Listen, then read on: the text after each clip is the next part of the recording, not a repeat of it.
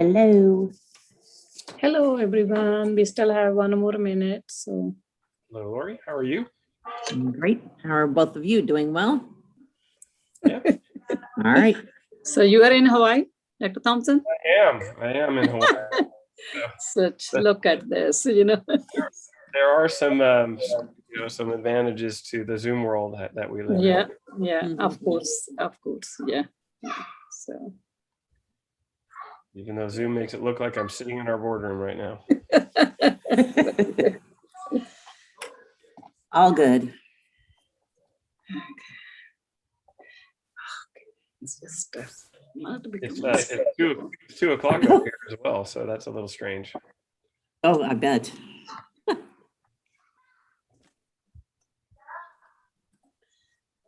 So it's 5 o'clock, and let us start. I would like to call to order the Board of Education meeting for Tuesday, June 15, 2021. This meeting will be conducted completely online. Executive Order N-29-20, hopefully it will be soon over today, supersedes prior instructions and prohibits a gathering space even if social distancing guidelines are followed. To participate in this online meeting, please see the link on our website. Live streaming on YouTube will begin at approximately 6 p.m. when we reconvene to open session. The URL for the YouTube live streaming may be found on the Newfoundland Unified School District webpage just before the meeting reconvenes to open session. Are there any speakers for the closed session topics? There are no speakers. Thank you. There being no speakers for closed session, the board will now leave open session and join in the closed session. Thank you. Bye. See you.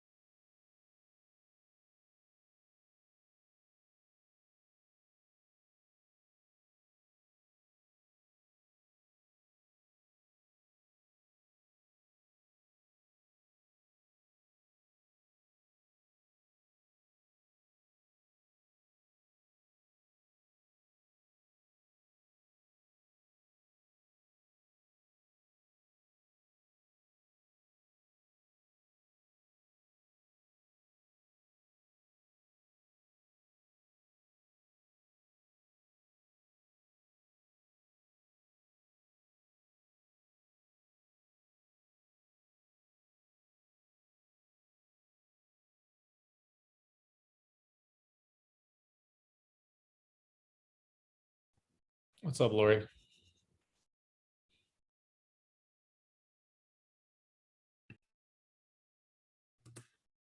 Not much. How you doing? Okay. Yeah, I've always used my old laptop at home, and I just wanted to make sure that the Zoom worked on the new Mac. Oh, there you go. Yeah, John didn't want me in there till 5:30, so I'm gonna sign off right here. I just wanted to touch base and see that it worked. Perfect. Here we are. Awesome. All good to go. Thank you. See you soon. Bye-bye.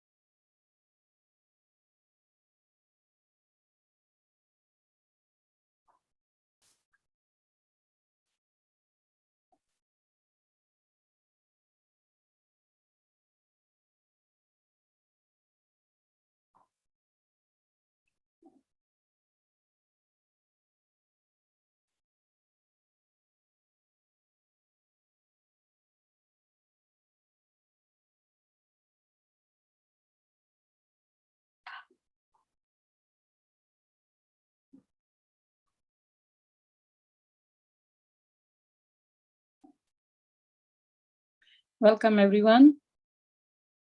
We are waiting for Trustee Gonzalez to join us.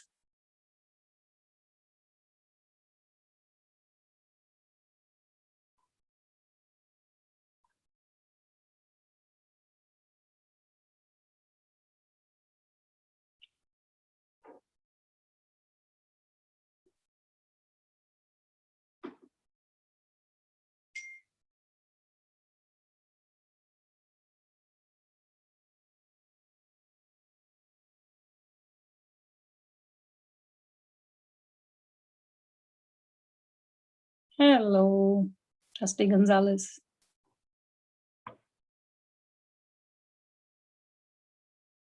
Should we start? Okay.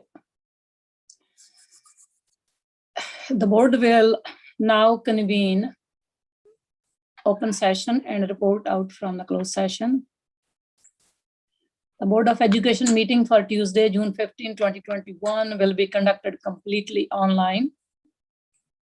Executive Order N-29-20 supersedes prior instructions and prohibits a gathering space even if social distancing guidelines are followed,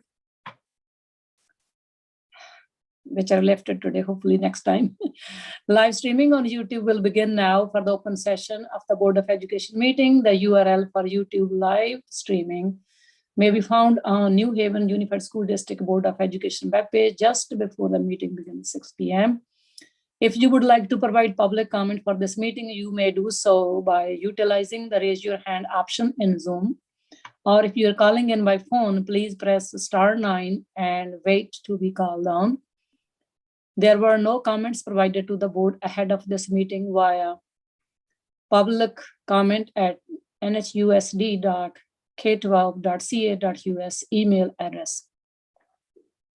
Additionally, we want to remind the public that board will not be responding to questions posed by those making public comments this evening. There was no action taken by the board in the closed session. May I have a roll call, please? Canlis. Here. Gonzalez. Here. Nishihira. Here. Swen Mallory. Here. Chima. Yeah. May I have a motion and a second to approve tonight's agenda? So move. Seconded. Roll call, please. Canlis. Aye. Gonzalez. Aye. Nishihira. Aye. Swen Mallory. Aye. Chima. Aye. Agenda item number 5.3. This board has made the decision to acknowledge the land we are on today by reciting the following statement at every board meeting. May I request Trustee Michael Gonzalez to recite the statement, please? I'm sorry? Can you read that statement? Land acknowledgement? No, I don't have it in front of me. Oh, okay. Any other volunteer from the board members? Okay, seeing no hands up, so maybe I can read it. We want to open up this meeting by acknowledging with respect and love that the land we are on today is the traditional ancestral homeland of the Ohlone Chochenyo First People. We recognize and thank the Ohlone people as the original stewards of this land. Indigenous people must not be spoken about in past context as they left on their own accord, when the real causes were white supremacy, manifest destiny, and US colonization. By recognizing we stand on the occupied indigenous territory of Ohlone people, we recommit ourselves to listen to Native leadership and stand in solidarity with people struggling against systems of oppression throughout the world, past and present. Thank you. Agenda item number 6.1.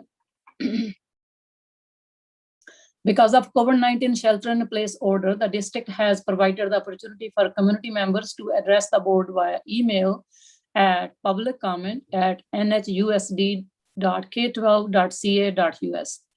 The deadline to submit a request was today at 2 p.m. and no emails were received. Are there any community members that wish to address the board on topics that are not on the agenda? Please raise your hands. I will call on everyone one at a time. I will unmute you when it's your turn to speak. Please keep your comments to 2 minutes. Speakers that go over 2 minutes will be muted. Let me check. I see no speakers with raised hands. Okay, no raised hands. Next agenda item number 7.1.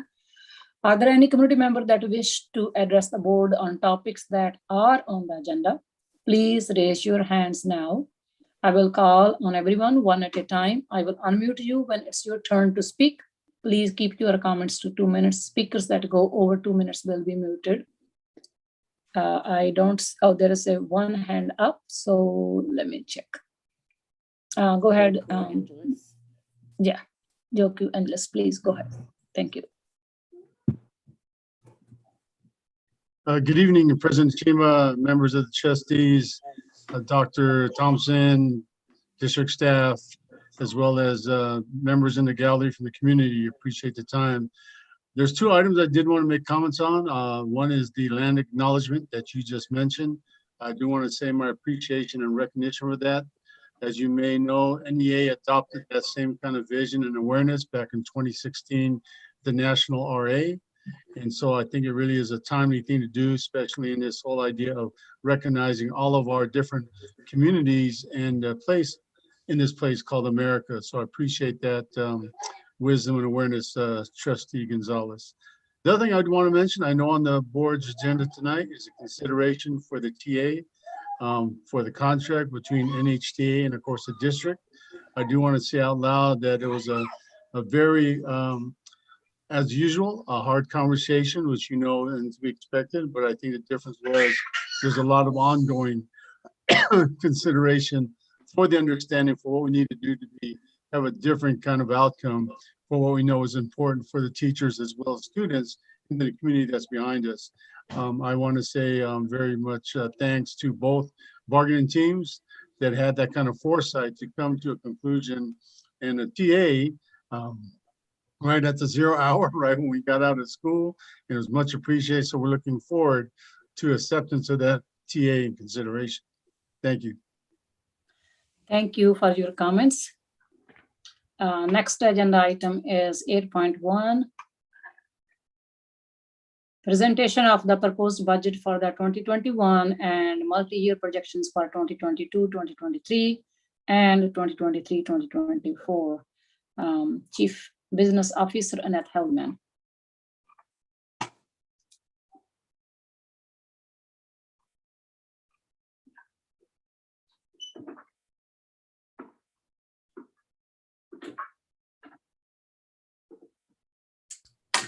You're muted, Annette. All right, now that we're ending the Zoom era, I should have known that by now, but thank you. Let me start over. So thank you, everyone, and good evening. Annette Hellman, I'm the Chief Business Officer for the district.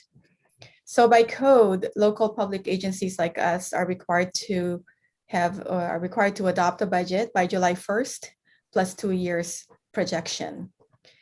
While, in fact, as of this morning, the latest is that the legislature actually forwarded a budget to the governor. They met their statutory deadline, but there's still a lot of negotiations that will happen leading to the signature of this budget by the governor. So what will be presented in front of you are the same assumptions that we presented during public hearing 2 weeks ago, as there has been no changes at all in terms of the proposal. As mentioned, there are still some disagreements between the governor's revised proposal and what the legislature had put together as of this morning. So in this presentation, we're going to go over the budget cycle, as I do every time, just to kind of orient us where we are with our budget cycle. We're going to be going over the general fund, as that is our operating budget. For the current year, the bottom line, which I call the ending balance, because that really affects our new year budget, and then what the next 3 years would look like. And for this particular presentation, I wanted to spend a few minutes to also go over some of the components of the book. All we know is there is this nearly 250-page or maybe 300-page book that we put together. Most of it are really required forms by the state. And for the benefit of some of our viewers and our relatively new board members, I wanted to go over those components of what the book is. And then let's also talk about what are we going to do next. So this is the budget cycle. This is the time of the year that we are dealing with 2 years, because in this adoption, not only are you adopting the budget year plus 2 years, but we're also, it's also our last opportunity to refine our projections and estimates for the current year, which we will close just shortly. After you adopt this, staff will start the process in closing the 2021 school year. So you can see there the estimated actuals and the budget year, the proposed budget. I just wanted to share this with you. I believe I've shared this in a previous meeting in terms of how we track that ending balance in the current year that we are in. We moved from, just over 5 million in ending balance, and that progressed to where we are now as of the estimated actuals. And part of that really are things and savings that we release at every reporting period. It's a moment in time, and every moment in time, there are adjustments that we have to make so that when we close the years, there are no big swings or there are no big surprises. Now, there's still one thing that we have to do in just the next 2 months is the unaudited actuals. And that number is going to be different again, because there are things that we're going to comb through. So stay tuned for that. That's when we close the books. So that is the review of the current year. So now let's look at what the 21-22 projection is. And like I said, since 2 weeks ago with the public hearing, the assumptions are the same with regards to the revenue and the expenses. What I'm showing here is, this is a very simplified version of LCFF. And I'm simply calling out that we're assuming the mega COLA. This is our unduplicated pupil count of 50.2%. And this is our ADA that we are projecting. And like I said, this is a very simplified version of the calculator that agencies like us have to use. What this also means is, in 21-22, our revenue under the LCFF, given all of these different variables, will be 4.8 million compared to 2021. And I'm showing that here. That's the formula that we are in. And this is our general fund summary. Note, in a previous slide, I showed that as of now, that is our ending balance in the unrestricted, which will change in another 2 months by the time we tie all the loose ends, close all the encumbrances and everything that's open in the system. That number will be different by the time we get to August. And we focus on the unrestricted, obviously, because that is the one that really, it's the general purpose money that is not tied to any programs or anything. And so that's usually what I like to put my focus on. The unique thing about 21-22, as we've seen this past year, is there are some one-time monies baked into it. especially the ELOG, which is part of the Assembly Bill 86. That is part of this budget that you are going to be requested to adopt tonight. We also, and I presented these one-time pots of monies in a recent presentation. There's also some federal money from the American Rescue Plan. Now, I noted here that it is planned. We actually have started planning the use of those money. As you might recall that we have a huge plan for mental health support and services. A lot of that are coming from here.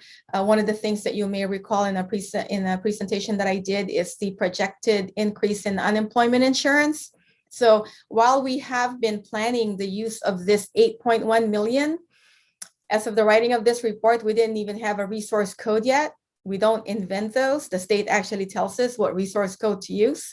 Therefore, we could not bake it in mechanically or technically in the system, unlike the 7.1 for the Expanded Learning Opportunity Grant. But we have a plan, and that's the update that will happen by the time we get to the first interim.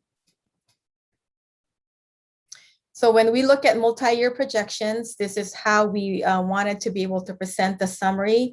There's a lot of red numbers here. The red numbers represent our deficit spending in all these years, and a budget shortfall in the third out year. It's always the third year, right? Because we look at these things, we make adjustments, and in the last, let's see, 18, 19, and 1920, we've also been implementing reductions.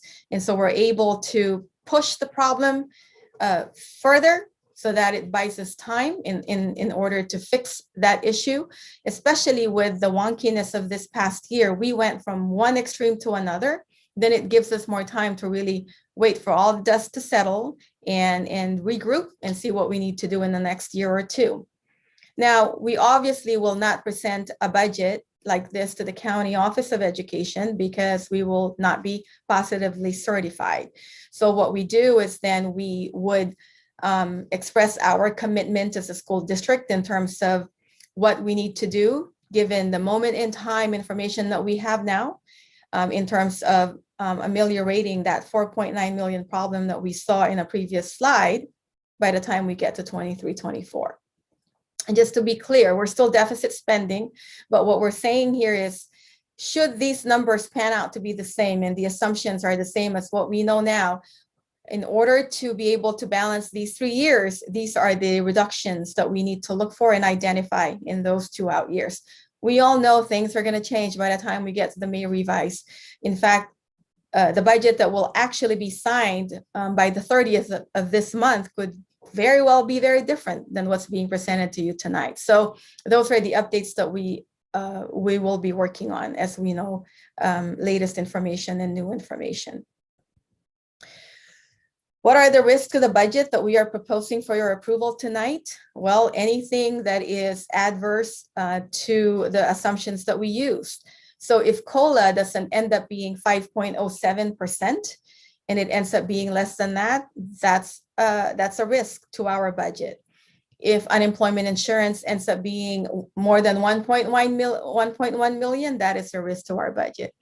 If we lose more than 250 students, because we projected that we would lose 250, then that is a risk to the budget. So all of these are based on those assumptions. And so anything that moves the other way would be a risk to that budget. And for the same reason, anything that moves the opposite way would be good for us. We might get a 10% COLA.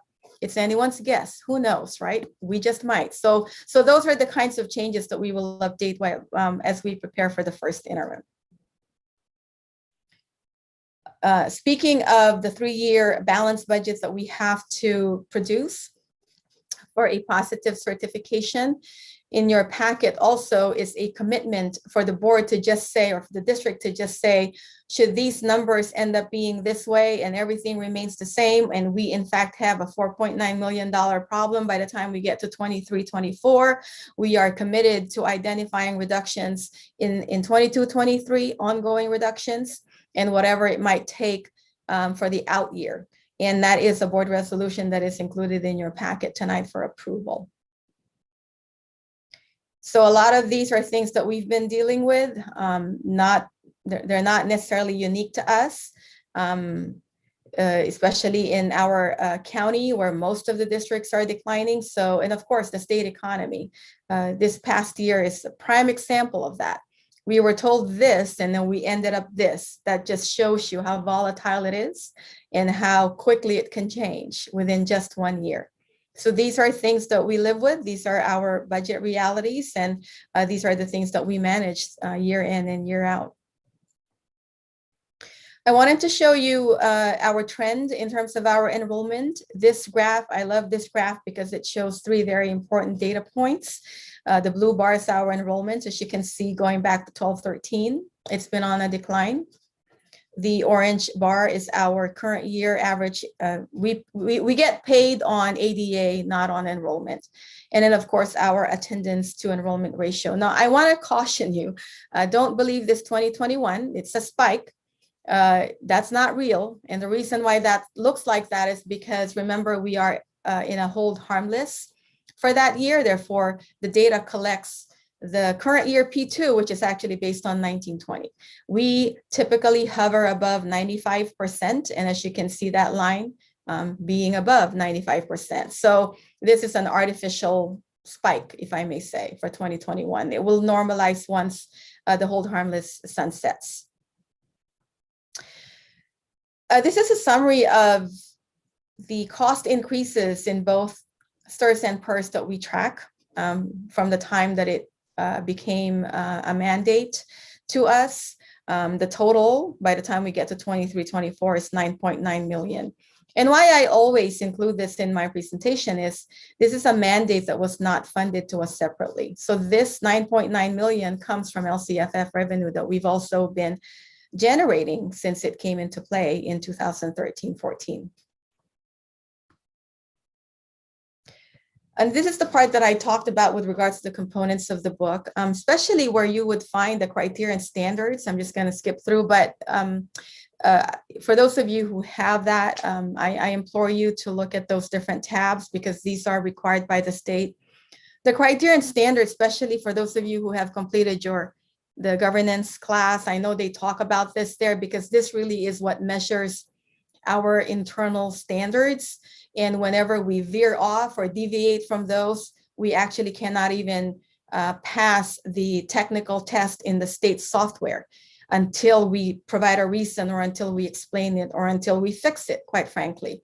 So the criteria and standards is something that if you don't look at anything else, I would review that so you know where we are, looking back 3 years and looking ahead 3 years. So that's a very important thing that I know is looked at not just by us, not just by the county, but any oversight agency, any bond rating agency, they look on our website and they look at these things. And that is why we make it publicly available. The budget summary is really, when I synthesize all of these important highlights, I boil it down to maybe 10 pages. It's there. Everything else other than the budget summary and what's in the appendices really are all required by the state. And then the SACS funds, that's actually the state software. Now, when we get to the appendices, I wanted to call your attention to a few of these inserts. This is where we provide the site allocation formulas, for example. You know, what do our site get for their operating expenses throughout the year? What is the current benefit rates? And some of them are dictated upon us and some are unique to us, but that's where you see, you know, what is the PERS rate? What is Social Security rate by the different employee group? We update those every year and we include it in this book. And we also put a comparative of our classroom teacher allocation. We have these pages that compare what it was actually prior year and what are we projecting in the budget year. What did we project prior year and what it ended up being as an actual. So these are different data points that are very important to us in terms of tracking, and we do include those there. And just like every year, we don't include it in every reporting period, but for the budget book, we do include a glossary of terms. It seems every year there's a new terminology that comes down from the state, and we add those there, and we have an explanation of the different funds that we operate as a school district. So I wanted to go over some of those highlights in that very heavy book that some of you may have received today or yesterday. So next steps, we expect the governor to sign a budget by June 30th. What that looks like, it's anyone's guess at this point. And of course, if needed, if there are substantive changes to what you are being requested to adopt now versus what is signed by the governor, then we would be providing you a 45-day budget revision. And like I said earlier, after adoption of this budget book, staff will start work in terms of the closing the books for 2021, which will be presented to you in September. And based on what we hear by June 30, and if it's not substantive enough to do a 45-day revision, a lot of those changes would be reflected in the first interim report, which would be presented to you in December. So this is our timeline. These are the next major steps that we would be looking at. And that concludes my presentation. Thank you. Thank you so much. Are there any questions from the board members? Please raise your hands if you have any question or comment.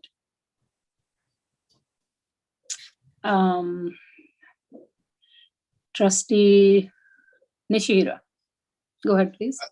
No questions, rather a comment. I appreciate, I just wanted to take time to acknowledge and appreciate the staff for their hard work in putting this together and making it understandable for everybody. Keep up the great work, and would love to, continue working through, some of the budget issues that we can foresee in the future. Thank you. Trustee Melissa Schwinn-Mallory. Well, Trustee Nishihira kind of took my words, but I just wanted to say that I am always impressed with the financial reports, and I just want to thank you for all your hard work this year, making sure that we stay in the positive. Thank you. Thank you. If I may just take a few, Sure. Dr. Thompson, I see your hand raised. Okay, Dr. Thompson, go ahead, please. Annette, I have a feeling we were going to say the same thing, so I'll cede my time to you. But we had two employees, one in particular, that put a lot of time, and that will be no longer, they're leaving us to go to other places. Is that what you were going to get to, Annette? Exactly. You read my mind. I will cede my time to Annette then, if that's okay with the president.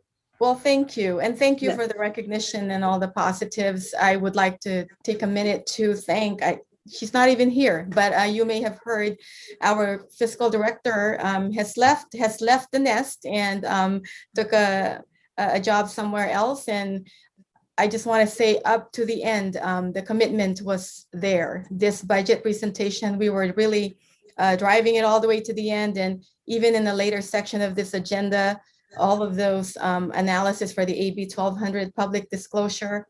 So I just wanted to really thank May, our Director of Fiscal, if you're listening or tuned in somewhere, just to congratulate you and to also thank you for the commitment and the service to our district. The other person is actually a retiring person who is our Facilities Director.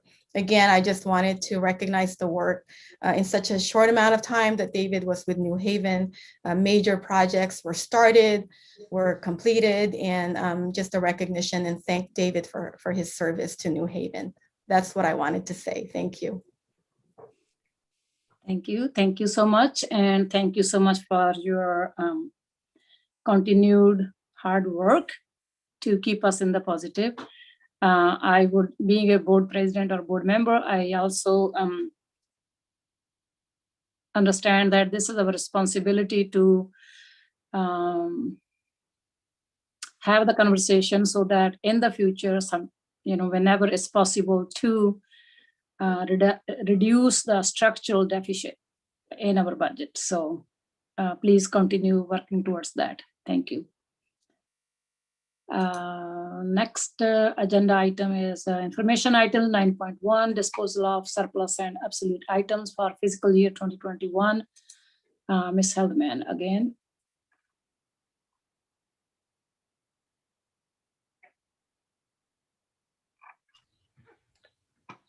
I can tackle this if she can. This is just every year we're required to submit a list of the items that we've surplused, and this is the annual list. There's nothing more than just it's just an information item. But those are all the things that we've became obsolete and we disposed of.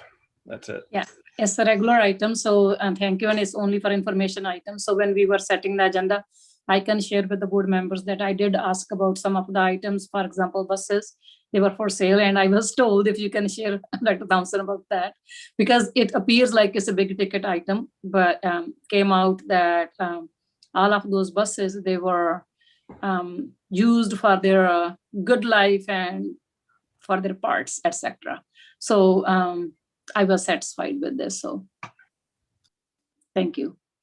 Next agenda item 9.2 is also information item, school facilities condition. But school facilities condition, evaluation of facility inspection to fit. The report for 2021, Ms. Hellman. Yes, this is an annual analysis or evaluation that staff does. Not only that it is a requirement of our SARC, I can't remember what it stands for now, but it's a requirement of SARC on an annual basis, but it also is a really great tool that is used by staff. It guides us in terms of how we build our deferred maintenance program, for example, or the summer work that is put together. So this is information item to show you what that analysis looks like. It's for each school site and each facility. I'm sorry. Yeah. Any comments or questions from the board members? I don't see any. So I was looking at all those details and I'm glad that all of our school facilities, they are in good condition. And I was just scrolling through all the schools, and finally I found one which was in excellent condition. Colony Caraballo High School building. So, I'd like to see all of them 100%. So it's not perfect. However, that is actually the work that is done. When we identify that it's not as perfect as we want it to be, that's where the work of the staff comes in. But yes, thank you for that. Thank you. Thank you for all the hard work. And that also gave me an opportunity to, we have so much information coming towards our way. So sometimes we forget some things. And then I looked into how many classrooms each school has. It was a kind of good tool to know more about our facilities in our schools. Thank you.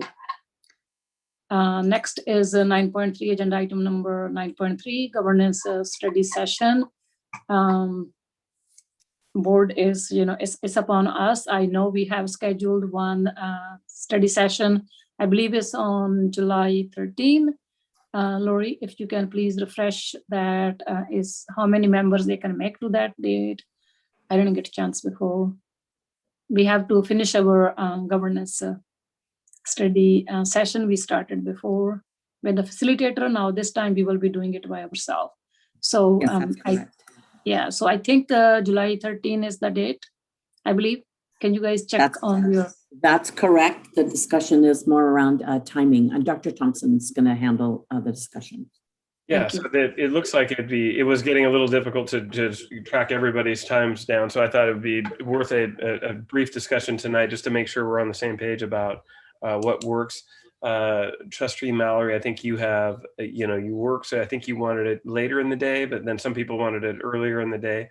So I'll turn it back to President Chima to facilitate a discussion about what time works best and what the board wants to do.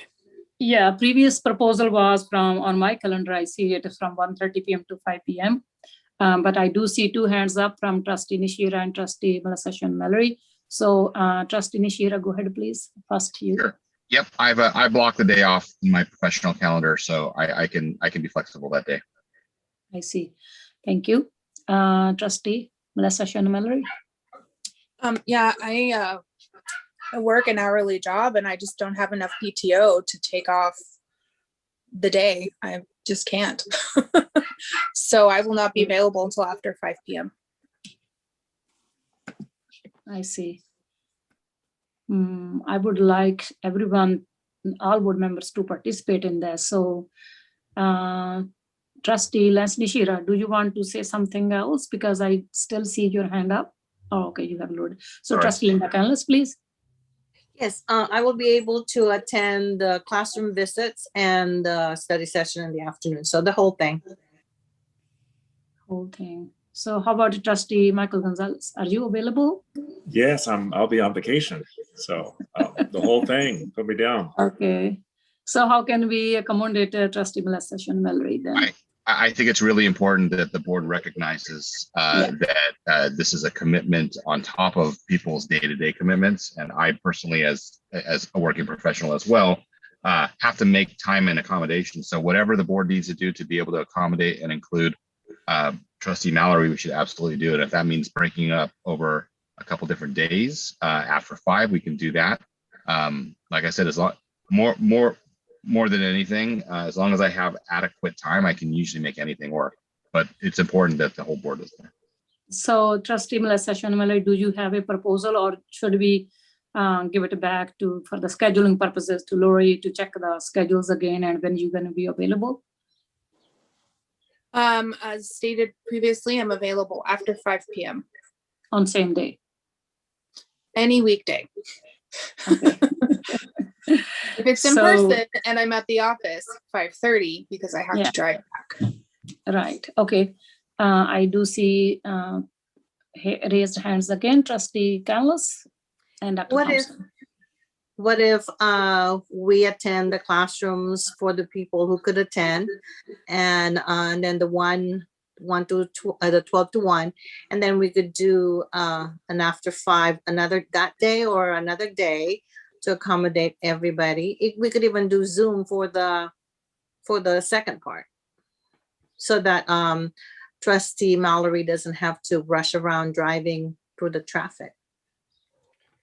So let's see if everybody else is available after 5, like Trustee Mallory has. Okay. See, Dr. Thompson. Oh, Dr. Thompson, you want to say something? I believe your hand was raised. So yeah, go ahead, please. I propose that maybe we have we hold the governance session from 5:30 to 8. We don't want to go too long. I think it's better to focus some time on some issues. It's everyone, has a long day. I propose that we do it in person if possible that day. I propose to have it in person too. So Trustee Mallory, can you, how early can you come join us in person after you work? Well, as it stands, I work from home on Tuesdays, so it would be a much shorter commute. Okay. Literally takes me a few minutes to get to the office. So, 5:30 would be great. Okay. We can even do 5:15 if we want to have a little extra time, but I think 5:30 to 8 sounds good. Okay. So I think if you don't want to make any comment, please lower your hands. So because I know that. So Superintendent Dr. Thompson, go ahead. Yeah, and I just was gonna for those that can attend the classroom visits, we'll schedule them. Let's see. Let me look at my calendar. Maybe even a little earlier to give you a bigger block in the day, if that's okay. Somewhere, yep. It's good to maybe 10 to 11:30 for classroom visits. Is that? Yeah, that's fine. Okay, that's my proposal. Then 10 to 11:30 for class visits, and then 5:30 to 8 for the governance session. Okay, that's. I'll turn it back over to everybody else. Is that on the same date? July 13, yes. Yes. Okay. Okay. So if you have further, okay. Trustee Michael Gonzalez, go ahead, please. Well, just, I think the question is not how early Trustee Schwinn Mallory can attend, but how late. A lot of us are on vacation now. We can stay up later. So we can continue those conversations later in the evening.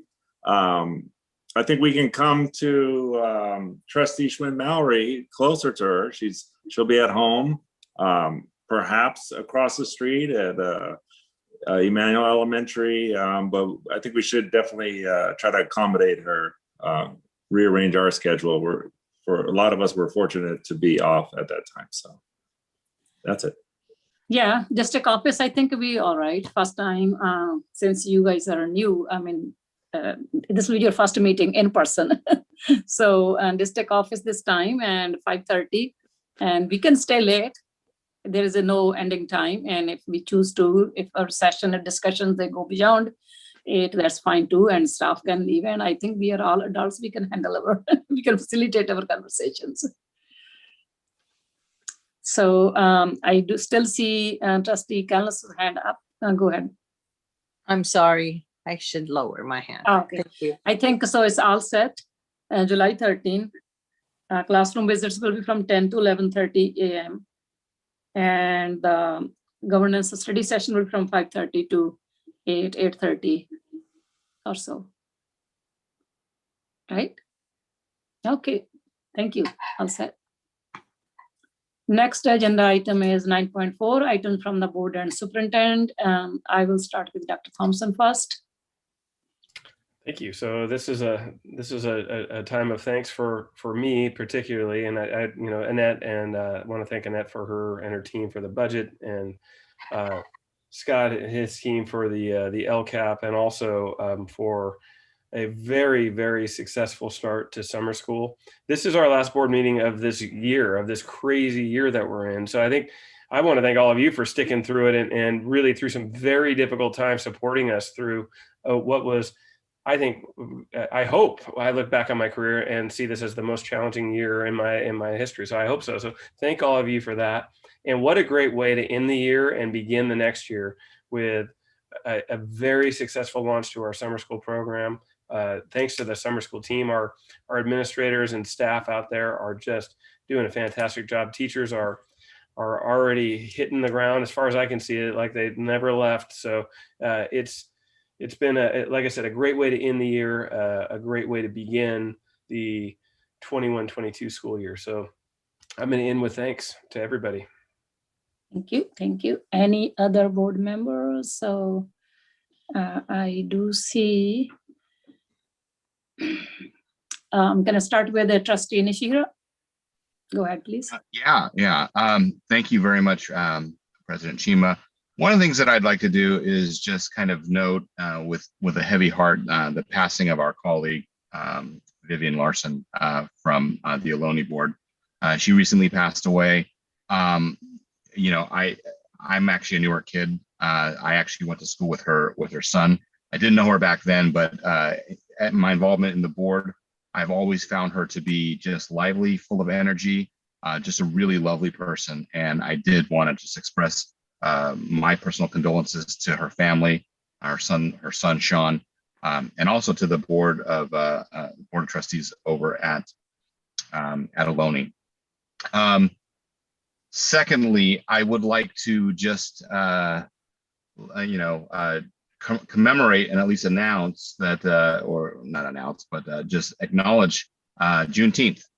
June 19th is, I'm just going to read just a quick paragraph, is a holiday celebrating the emancipation of those who have been enslaved in the United States, originating in Galveston, Texas. It is now celebrated annually on June 19th throughout the United States. With increasing official recognition, it is commemorated on the anniversary of the date of June 19th, 1865, the announcement from General Order Number 3 by the Union Army General Gordon Granger, proclaiming freedom from slavery in Texas.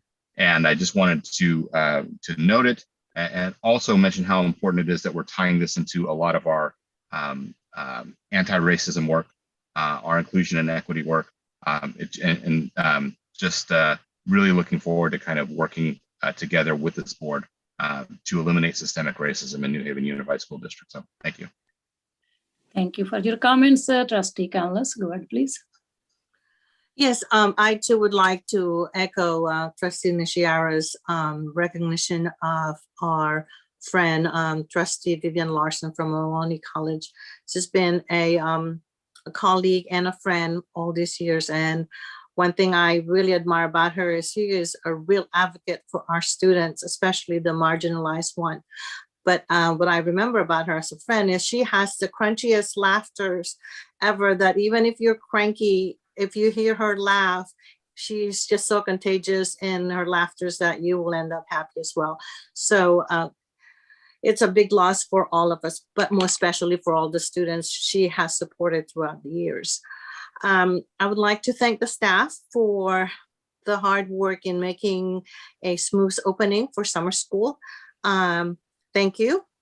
I'd also like to thank the staff for this entire year, all the work you've done. You've been patient. It's been a challenging year. Even with that COVID and all the challenges that COVID brought, years are challenging in a school district. But with that included, that makes it extra difficult. And they've done an extraordinary job, and thank you. And also, I'd like to thank all the students and parents who have been patient and waited patiently until we come back in person. Or some of them came back in person yesterday. So thank you for that. And now I'm looking forward for a wonderful in-person in the fall. I can't wait to welcome everybody back in person. I'd like to be there like we used to in the beginning of the year, going from one school to the other and watch the kids get excited coming back. And I know this time they're going to be extraordinary excited coming back to school on August 11th, right? That's first day of school, August 11th. I think so it is. I checked it. Thank you so much. Thank you, Trustee Gonzalez, for your comments. Next is Trustee Melissa Schreiner-Mallory. Okay. Like everybody else, I would like to end the year saying thank you. Thank you to the staff. Thank you to my fellow trustees. Thank you to the community for making this a very, I feel, successful first year, first half of a year being a trustee. And I just really appreciate all the wisdom that I've learned from the staff and from my fellow trustees this year as a first-time trustee, being able to talk to all of you and learn as much as possible about how the district operates and how I can best support the district and our students. And we've had some lively discussions and we've made some good progress. And at the center of all of that has always been our students. And so I just really appreciate everyone's hard work and everyone's heart to serve our students and our community. And I'm very excited about summer school being in person. On Monday, as I drove to work, I drove down Alvarado Niles to 880 and I saw students waiting to cross the street to go to James Logan High School. And it made me just so happy. Like my heart was just singing, to see the students going into school again. So it's very wonderful and I'm very excited.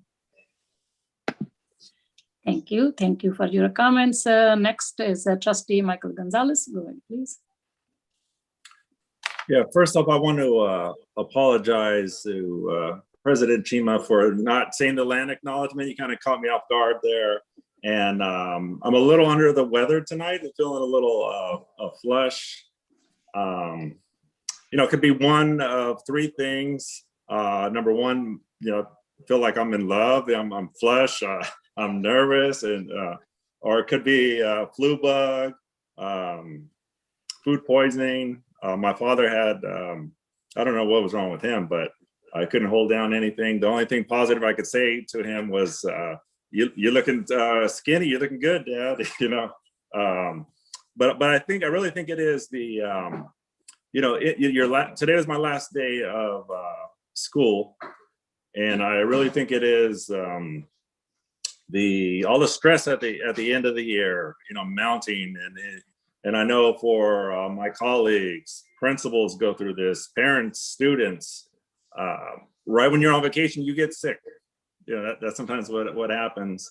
I'm thinking it's the same, just a lot of stress at the end of the year. I know I talked to Dr. Thompson about how he says he loves the last week of school. He knows everything's due, getting done. He's ending off the year, but I say it's the week after when you're on vacation. That is the best time of the year. And so I see my fellow colleagues out there. I see a lot of staff members in New Haven with their social media. They're Zen-like mode. They're on vacation. They're loving life. And so I honor you. I praise you. To the students. This by far, the 2021 school year has been the most memorable year of my entire career. Richest experience in my professional career. And so I just want to praise everyone, celebrate us. We are back we're coming back to school in person. It is really actually happening. I drove by the school today and I see parents out there taking pictures with a sign. They're going into class, seeing kids walking around. You know, beautiful things are happening. I'm really excited. So that's all. I leave it back to you. I yield my time. Thank you. Thank you. Trustee Linda Canlis, do you still want to speak? No, okay. So thank you, fellow trustees, for all of your thoughtful comments. And I also was shocked when I came to know that Trustee Vivian Larson is no more. It was so shocking. I just cannot believe it. So I feel so sorry. Yeah. So for me, it's so relieving that our governor has opened the economy and almost everything. So it's good news. And we are actually seeing the light towards the end of the tunnel, pandemic tunnel. And thank you, Dr. Thompson, for sharing the pictures from the first day for summer school students in person and staff. So please continue your good work. So reflecting upon the last year, so it was difficult for all of us and all of our staff, Dr. Thompson and the staff and teachers, classified, everybody worked together, did a fantastic job. So we are so proud of our team, our staff, our assets, our students.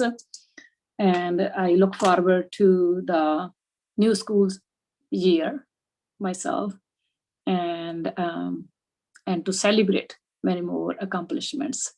Thank you.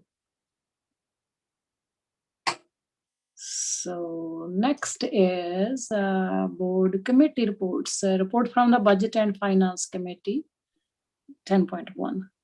There's nothing to report. Ms. Heldman did such an excellent job. And we didn't have another meeting. So there's nothing to report. Michael, do you have something? Trustee Gonzalez, I apologize. Thank you. Okay. Trustee Lance Nishira. Yeah, one of the things that I'd like to maybe start having the committee think about is towards the, I forgot what year it was right before the 2020 election. We had talked about some type of ballot initiative, and we had done a lot of due diligence around parcel taxes versus bonds. And one of the things that I'd like to get ahead of is we did all of that survey work. We did a lot of, feasibility work. It'd be a shame if we actually let that go. I believe it's still a lot of it's still relevant.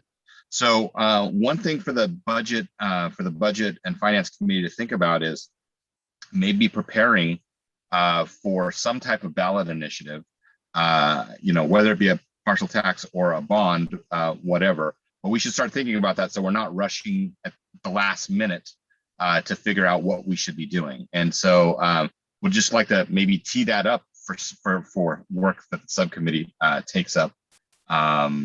Because we put a lot of time, a lot of effort into that, and it'd be good for us to kind of get in front of that. So I just wanted to tee that up there. Thank you so much for bringing that conversation up. I think Dr. Thompson, Linda Canlis, Trustee Canlis has her hand up, but somehow it went down before. Do you still want to speak, Trustee Canlis? No. Okay, Superintendent Dr. Thompson, go ahead, please.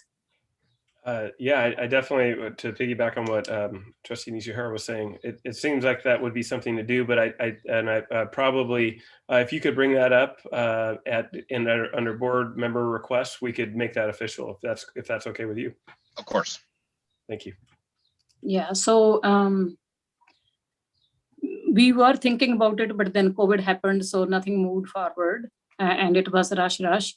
So in that conversation, when we have in the board request, I would like to see the need and purpose statement of such initiative incorporated first, need and purpose of that such initiative.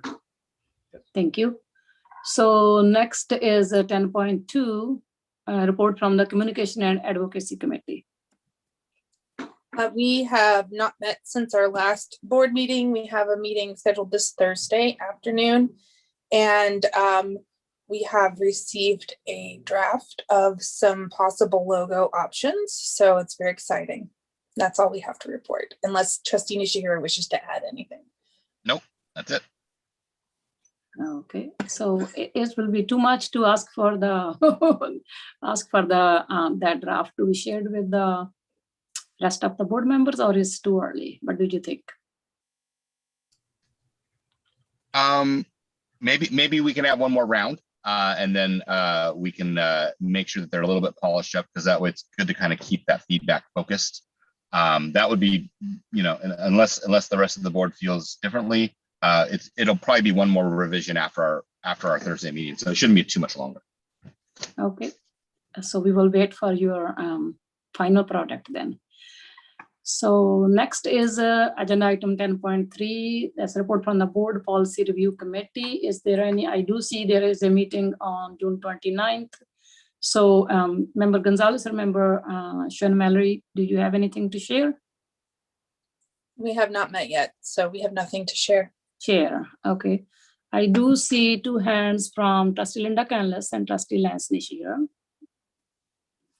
Go ahead, Trustee Canlis. Yes, AXPA has scheduled a in-person meeting on September 23rd. That would be focused on equity, diversity, ethnic studies, inclusion, and reopening. We will have guest speakers and we will be serving food. So this is, and it will be networking as well. This is an exciting time because we have not seen each other for over a year. And also we will be meeting hopefully the newly elected trustees, and it would be nice to introduce them at that meeting as well. So I'm encouraging our newly elected trustees, Trustee Mallory and Trustee Gonzalez, to come and join us. It would be fun. Thank you. So hold on, I think you spoke for the agenda item 10.4. I was going to reach there. I thought you have raised your hand for the previous agenda item, but that's fine. Yeah. My comment was for 10.3. Oh, okay, go ahead, please. So I was actually reviewing some policy a while ago, and I noticed, geez, now I can't even remember which policy it was, but it doesn't really matter. There was a policy in there that talked about designating, it was a cabinet level position, and it was a assistant superintendent of personnel or business or something like that. And one of the things that came to mind was, is there we should maybe take a look at, is there a prevailing pattern of the policies that we have in place or the policy recommendations that we're getting from CSBA as to the alignment of that position, right? Is it superintendent, is it assistant superintendent of business, or is it chief business officer? I know this has been a conversation that we've had in the past. And if there's a prevailing trend, either from, because as far as I can tell, there's not really a demonstrable difference between a chief academic officer and a superintendent, an assistant superintendent for teaching and learning or academics. If there's a prevailing pattern or an industry-wide pattern, I'm wondering if we should align that so that maybe our policies are aligned and accurate. And maybe that's something we can bring up a little bit later in the staff direction, but maybe it's something for the policy team to think about in terms of, should we change all of our policies to chief business or chief academic or chief personnel officer, or should we change the titles of our personnel to match the prevailing industry trend? Can I answer that kind of? Yes, of course. May I just tell you that as we go through our policies and make revisions, we do try to update them to reflect what our district has done in the past, or what the current titles are. So we don't revise a policy just to rename, but we do change it as we revise policy for other reasons. Make sense? It does. I think the part that I'm bringing up is we should have a systemic and predictable approach on what we're going to be doing. And like I said, if if all of the policy recommendations are coming in with a assistant soup title, maybe we should consider realigning our staff, or if we find that it's still, chief, then maybe we could just leave it the way that it is. I just don't have a view on what, if there is a prevailing trend that we should be aware of to do that personnel alignment. So I still see Trustee Linda Canlis' hand up. Would you like to- Okay. Yeah, I think Mr. Nishihara brought a very interesting topic. I think when employee leaves to apply for superintendent, i.e. our officers right now, the people looking for their past experience usually look favorably to former assistant superintendents instead of officer of, academic officer. So I think in alignment with most districts, they call them assistant superintendents because it allows them to be able to show that they have been exposed to cabinet level in their former job, which they are right now, but we're calling them officers. Okay. Maybe we can bring it up at the later at the agenda at the staff direction part of the agenda, but I just wanted to call that out in this committee at least. Yeah, the job is the same. The title is the only thing you're changing. Okay, thanks. So because we had this discussion, I know we are going to have the discussion later on, but I remember it. We did have the discussion previously about these titles some years back. So it might be in our minutes, and we decided as a board to keep the way they are. So just want to have this kind of institutional knowledge for your information. So having no more discussion from this policy review committee, thank you, Ms. Valdez, for sending us the policies to the board members as well to review ahead of time. So 10.4 and Trustee Linda Canlis, you have shared your thoughts, but if you have some more information to share, you can go ahead. I see your hand up. Okay. So Trustee Melissa Schwen-Mallory. Yes, I just want to request that Trustee Canlis send us the information for the AXPA meeting so that we can attend. Yeah, Penny Peck from San Leandro sends an invite, so should be looking for her invitation. Okay, thank you. You're welcome. Thank you. So this agenda item is to report from the committees other than we have mentioned of the policy review in 3 committees. So for example, SELPA, and for me, it will be Mission Valley ROP or with the city, all that kind of stuff. So I'm wondering if Trustee Gonzalez have anything to report from his SELPA meeting. Okay, go ahead, Trustee Gonzalez. Well, just other than have a SELPA meeting next Tuesday, I'm looking forward to 9 o'clock. It is a public meeting. And my report, I guess, will be in late August after. So I got to write all my notes down, be prepared for a couple of months for the next meeting. So that's it. Or you can also send your comments when you write them down and send it to Lori, so they can be compensated here, included. So for me, there is nothing. So any other board member have anything? No, I don't see any hands up. Dr. Thompson, do you have anything? Thank you. Agenda item number, action items 11.1, approval of agreement with Equitas Incorporated for queue hosting services for 2021. May I have a motion and a second to approve the agreement with the Equitas Incorporated for queue hosting services for 2021-2022. So moved. Second, I need second. Second. So, yeah, thank you. Any comments, discussion, or questions? Seeing none. I just want to say thank you to our Frank Delapo for sending the long kind of explanation that why we need this, and appreciate that. So we don't have any further questions. Thank you. May I have a roll call, please? Canlis, Aye. Gonzalez, Aye. Nishihira, Aye. Swen Mallory, Aye. Chima. Aye. Agenda item number 11.2 is resolution number 068-2021, a resolution authorizing the use of California Multiple Award Schedule, CMAS, contract number 3-19-00-0215B to purchase interactive whiteboards. May I have a motion and a second to approve resolution number 068-2021, authorizing the use of California Multiple Award Schedule to purchase interactive whiteboards? So moved. Second.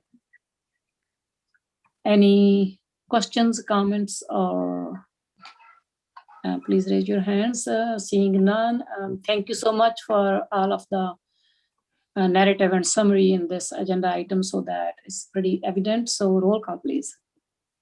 Canlis, Aye. Gonzalez, Aye. Nishihira, Aye. Swen Mallory, Aye. Chima. Aye. Agenda item number 11.3, approval of student success team management system beyond SST license agreement with San Joaquin Office of Education 2021-2022, 2022 to 2023, 2023 to 2024.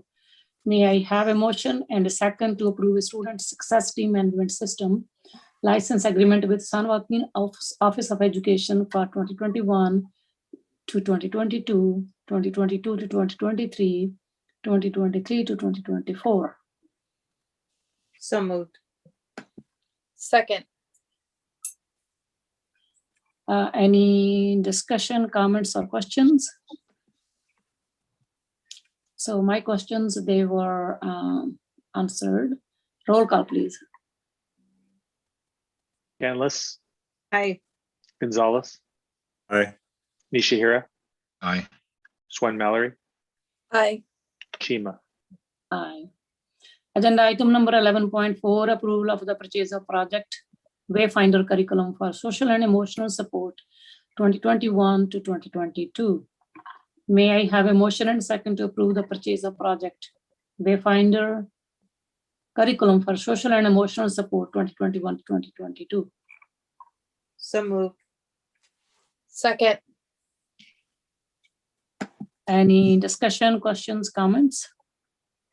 Seeing no raised hands, roll call, please. Canlis, Aye. Gonzalez, Aye.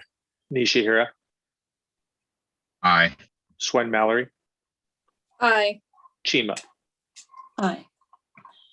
Agenda item number 11.5, approval of the purchase of Character Strong curriculum for social and emotional support for 2021 to 2022. May I have a motion and a second to approve the purchase of Character Strong curriculum for social and emotional support for 2021-2022? So moved. Second. Any questions, comments, or discussion? So I'm just glad that we have this, extra funds from AB 86 so that we can afford to have all these support system in to support our kids coming out of the pandemic. Thank you so much. Roll call, please. Canlis, Aye. Gonzalez, Aye. Nishihira, Aye. Swen Mallory, Aye. Chima. Aye. 11.6, approval of Minon Moon Publishing LLC presenter facilitator agreement. May I have a motion and a second to approve the facilitator agreement with Minon Moon Publishing LLC? So moved. Seconded. Any discussion, comments? So I'm glad this, I think this is one of our former teachers, I believe. She's providing these services to to our students. Is that right, Dr. Thompson? That is my understanding, yes. Yeah. Go ahead, Dr. Mcnamara. Yeah, I was going to say Nina Barreto is one of the former teachers who will be providing some of this, but Tiffany Papageorge is the author who's going to be also providing this. She's the one who's part of this. She's the one with the book on grief and loss. Yes, Thank you. she's not, I don't think she's a former student or teacher. Oh, I see. Roll call, please. Canlis, Aye.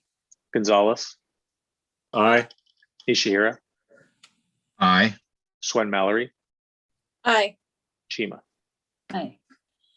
Agenda item number 11.7, approval of communication systems specialist job description.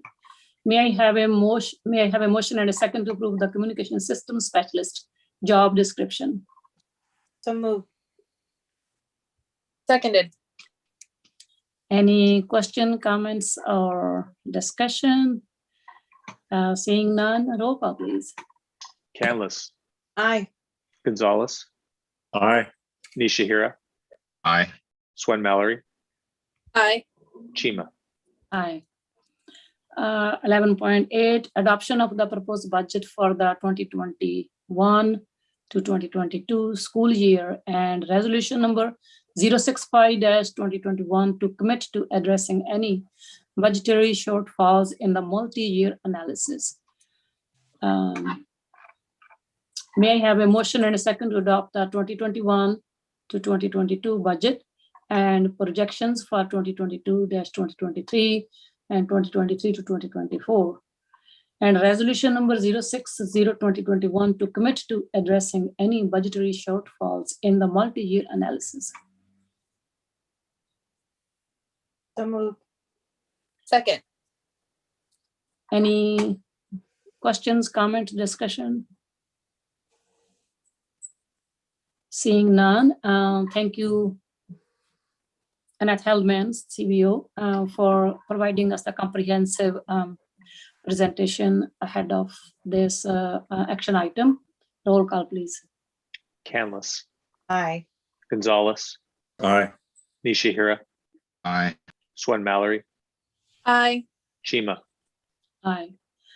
Agenda item number 11.9, approval of the 2021 local control accountability plan, LCAP, local control funding formula, LCFF, budget overview for parents, LCAP, and Every Student Succeeds Act, ESA, federal addendum and local performance indicator self-reflection.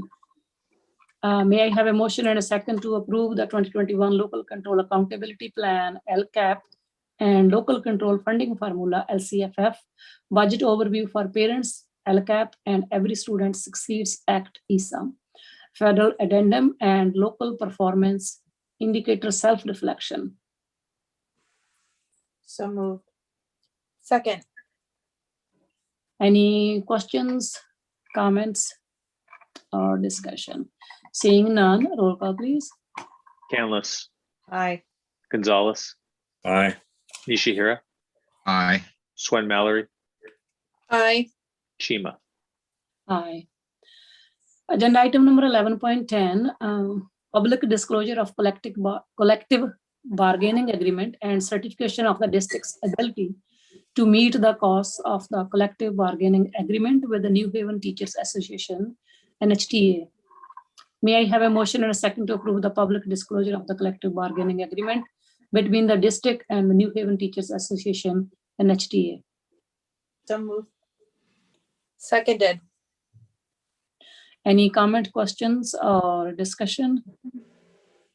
Raise your hands, please. Okay. Seeing none, for me, I'm just glad that our staff and NHTA, they worked hard to reach this agreement and to ratify. And I congratulate them. Enjoy your summer, which and this agreement is also for 2 years. So I do see a hand up from Trustee Michael Gonzalez. Go ahead, please. Yeah, so I just want to commend the bargaining team. I know it is difficult, thankless nights, and for on our side with the district, our staff that are in there doing the work. It's a thankless job. It's important work, and my hat's off to you, because that is a tough room, tough committee to be on. In bargaining is something I've never really wanted to get, because I know it is very difficult. So I'm just very happy that our district is coming out strong. This is something to celebrate, this tentative agreement. And I'm super excited to boast, hold our heads high. Look what we got going on in our district. And so we should be proud with this. And so thank you. Thank you. Trustee Melissa Shona-Mallory.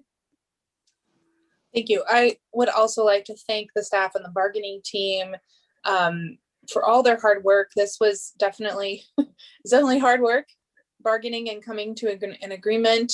And I'm just very pleased that we were able to include class size as part of our agreement, because that benefits everyone all the way around. Students, community, teachers, all of us benefit. So great work, everybody. I'm just really happy for this, and our teachers definitely deserve it. And I hope they have a great summer if they're not teaching in summer school. If they are, enjoy teaching the kids in person. Thank you. Trustee Nishira. Yes, really, really happy. And I think that, first of all, I wanted actually to thank not just the bargaining teams on both the district side and the bargaining unit side, NHTA and CSEA. But I did want to say that there is absolutely a 180-degree change in the relationship. I feel like the team is coming together really well. Just the voice and the tenor and the tone of the conversation is a 180 from where we were in 2019. So thanks for everybody involved. I would also like to thank trustees Gonzalez and Schwinn-Mallory for a lot of the really constructive conversation and a lot of the great ideas as we were talking about it as a board. I don't think that I will say that you definitely helped to contribute to that tone. And I, for one, am really glad that you're all part of the team. So thank you all. Very excited to put this behind us. Thank you. Trustee Gonzalez. Can I say what he said? Sure. Well, but I do want to say that I am very pleased with the new tone that we have between the district and our bargaining team. That there are definitely huge changes, and it's positive, leading to reaching a good agreement when we got there. So I think that is a lot to do with the relationship that we have built with each other during the last few months. And I would like to thank the entire board team for working together and supporting both our teachers and our staff in making this happen. So good job, everyone. You could take your hand and, like the kids, give yourselves a pat on the back. Have a wonderful summer, everyone. Thank you. Thank you. And if you guys can please lower your hand. Trustee Nishira, can you lower your hand, please? So thank you so much for all the hard work. Like my fellow board member, they have mentioned it already. It was a dream come true for me because we have settled for more than 1 year. So we can focus on the real work, educating our kids. So, and enjoying our work as a staff member, having positive relationships. I mean, there's so much value to that. And I'm so glad this is over, and thank you so much, everybody who is involved in this, for their cooperation and collaboration. Thank you. Roll call, please. Canlis. Aye. Gonzalez. Aye. Nishihira. Aye. Schwinn-Mallory. Aye. Chima. Aye. Next is 11.11. Public disclosure of collective bargaining agreement and certification of the district's ability to meet the costs of the collective bargaining agreement with the California School Employees Association, CSEA. May I have a motion and a second to approve the public disclosure of the collective bargaining agreement between the district and the California School Employees Association, CSEA? So moved. Second. Any comment, discussion?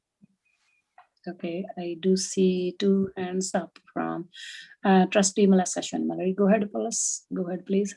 I really want to thank our CSEA members for really stepping it up this past year with COVID, year and a half. They really have been some unsung heroes of keeping things going during COVID and even during a regular school year are some unsung heroes of our schools, dealing with, just the everyday functioning of our facilities and our offices. And so I really want to take this time to recognize and thank them. Thank you. Thank you for your comments, member trustee Nishira. Yeah, I say it often, and I say it as often as I possibly can. Thank you, CSEA. Thank you for everything that you do. I'm glad that we have another contract in the books. Looking forward to working together, and you all are the model of just agility and can-do attitudes, and I really love all the relationships I have within the folks on CSEA. But just thanks again, and thanks also to the president and the bargaining team. That's it. Thank you. Trustee Gonzalez.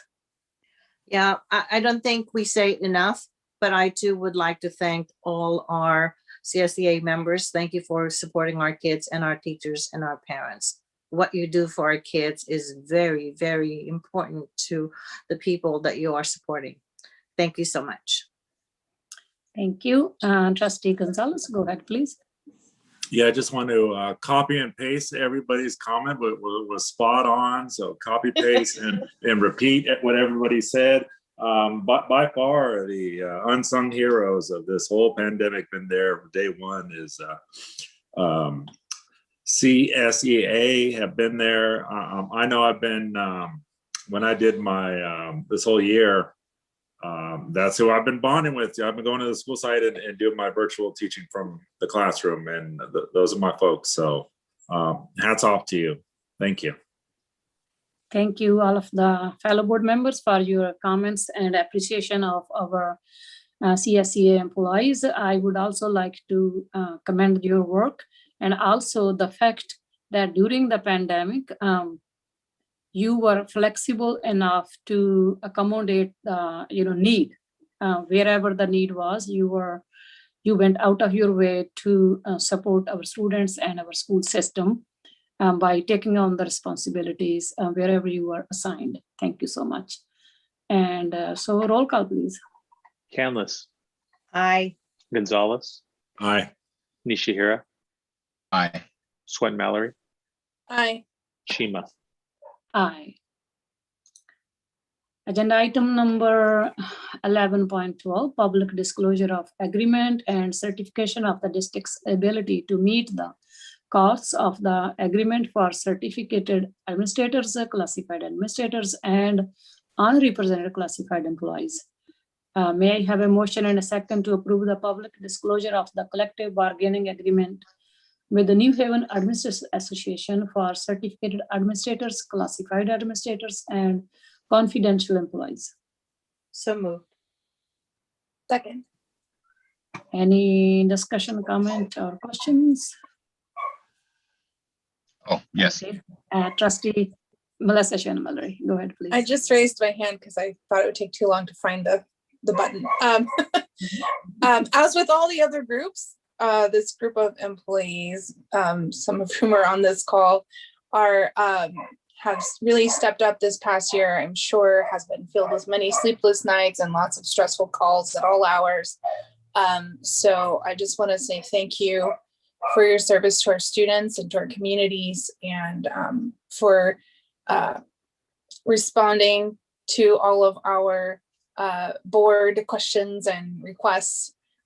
this past year, and I look forward to doing this all again next year.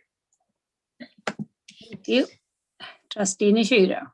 Yeah, and yeah, you know, we don't leave anybody behind. We're a full team, and you know, in that spirit, we have to definitely recognize the entire team. And so with that spirit, I also wanted to thank all the folks, the classified administrator, the certificated administrators, unrepresented classified employees, and the rest of the administrative staff, both at the ESC and the sites. You are part of a great team, and wanted to thank everybody there. Thank you for your comments, Trustee Gonzalez. Of course, I too would like to thank everyone. And I'm not going to forget the time when you had to work through your spring break this year. And I remember all the wee hours that you put in working, making sure that everyone is okay. So you are appreciated. And I did not forget the time when you were working those hours way outside the time where you should be working. Thank you. Above and beyond. Thank you. So Trustee Michael Gonzalez, go ahead. Yeah, just again, copy and paste what everybody's saying. So a lot of positive things. I know I've been very critical, vocal with y'all, and I apologize for that. It's out of love, and you know, there's few of you, and so it's easy. The person on top or is in charge of a site to criticize. So I want to recognize that, and I'm very happy for you. And I continue to want to work with you in the future. So congratulations. Thank you. Trustee Gonzalez, is that in capital letters? Copy and paste. Always just from me, I think we always need to remember that nothing, even though there is a criticism, is not personal. It's part of the system. We all are trying our best to make our system better. And sometimes doing that, you know, things we are in the, we say things, but I think I think my board members, I can speak for them at this time, that nobody has any kind of, you know, personal grudge or anything. So it's just, it's nature of our business, you know. So thank you. So we appreciate your service. Roll call, please. Canlis, Aye. Gonzalez, Aye. Nishihira, Aye. Swen Mallory, Aye. Chima. Aye. So, okay.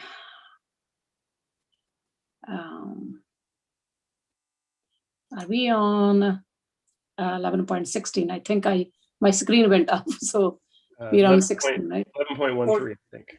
Yeah, 13. 11.13. 11.13. 13, okay, so it's fine. 2021, 2020, 2021, and 2021 to 2022 collective bargaining agreement between New Haven Teachers Association. Wait. And the New Haven Unified School District. Okay, yeah, I see.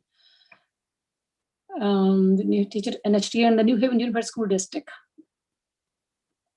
So moved. So may I have a motion and a second to approve the 2021 and 2021 to 2022 agreement between the New Haven Teachers Association NHTA and the New Haven Unified School District NHUSD. Just may I have a motion and second? So moved. Seconded.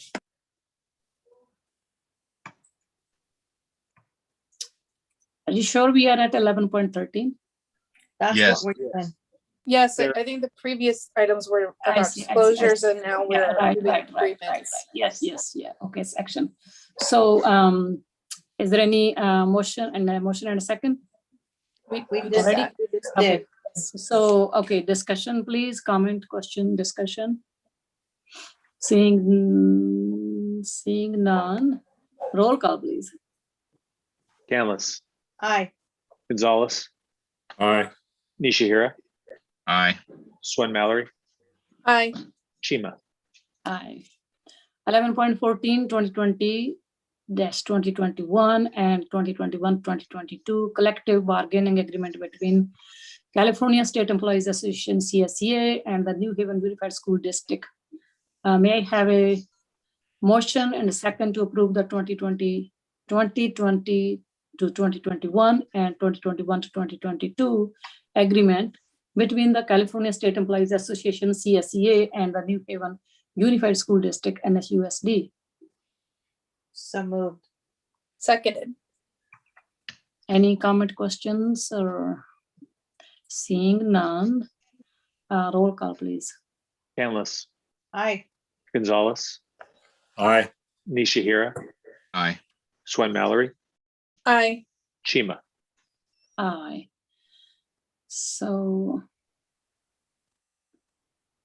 11.15, 2020-2021 and 2021 to 2022 agreement between the New Haven Administrators Association, NHAA, and the New Haven Unified School District.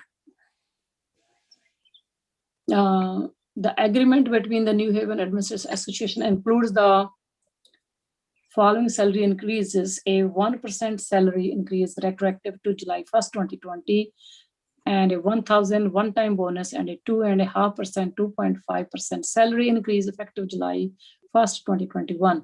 May I have a motion and a second to approve the 2021 and 2021 to 2022 agreement with our unrepresented employees and our management employees, collectively known as the New Haven Administrators Association, NHAA, and the New Haven Unified School District, NHUSD. So moved. Second. Any discussion, comments, or questions? Seeing none, roll call, please. Canlis, Aye. Gonzalez, Aye. Nishihira, Aye. Swen Mallory, Aye. Chima. Aye.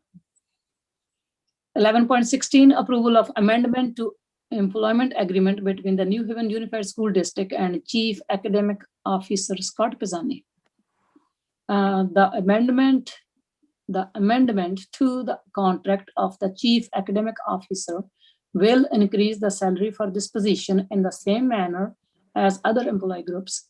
The salary schedule for the Chief Academic Officer shall be increased retroactively by 1% effective July 1st, 2020, and the employee will be provided with a $1,000 one-time bonus.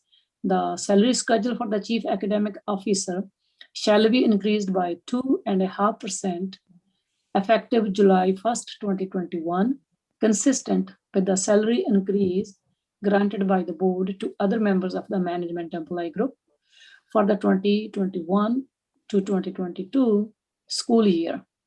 May I have a motion and a second to approve amendment number 3 to employment agreement between the New Haven Unified School District and the Chief Academic Officer Scott Pisani?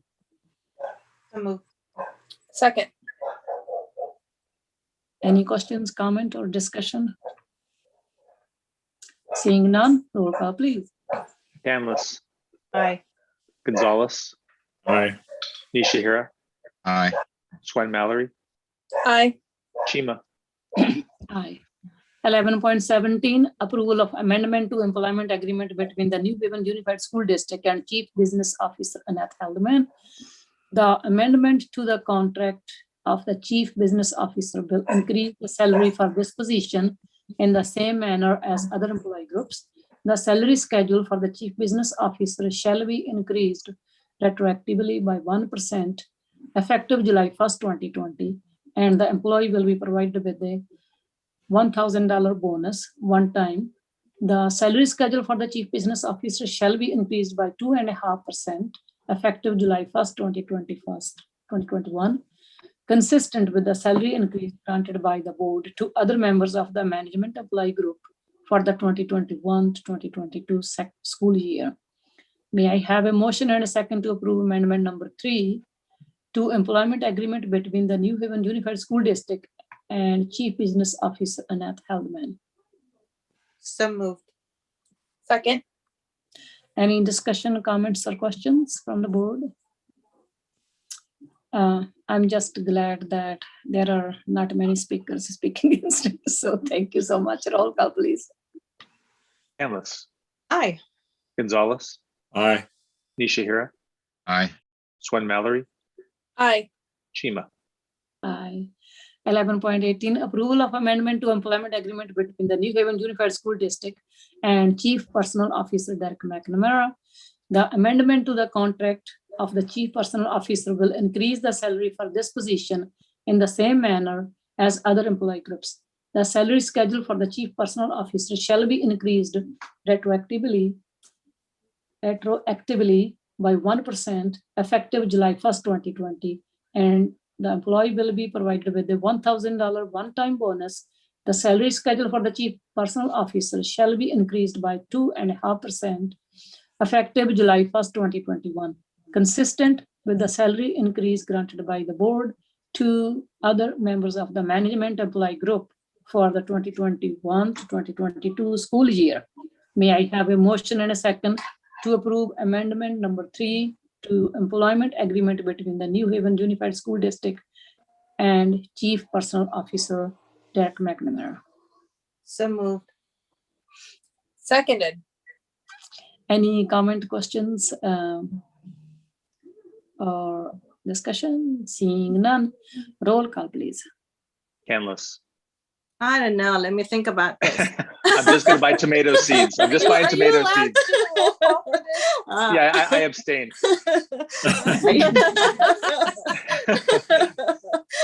Aye. Thank you. Gonzalez, Aye. Nishihira, You have to unmute. Hear you. is that me? No, he did it on purpose. He did it on purpose. Oh, he did. I think so. He's Okay. listening to our conversation. He just Oh, muted himself. Swen Mallory, Look at him. Aye. Chima. My pleasure. So we need to unmute Trustee Nishihira. You muted me? Oh, I said aye. Oh, thank you. Thank you. by the way. I thought you did it on purpose. No, You I muted said, yourself. sorry, I said aye. Okay. Thank I you. don't know, Thank you. Derek. Thank you. Thank you. Appreciate that. Agenda item number 11.19, approval of amendment to employment agreement between the New Haven Unified School District and Superintendent Dr. Thompson. The amendment for the contract of the superintendent will increase the salary for this position in the same manner as other employee groups.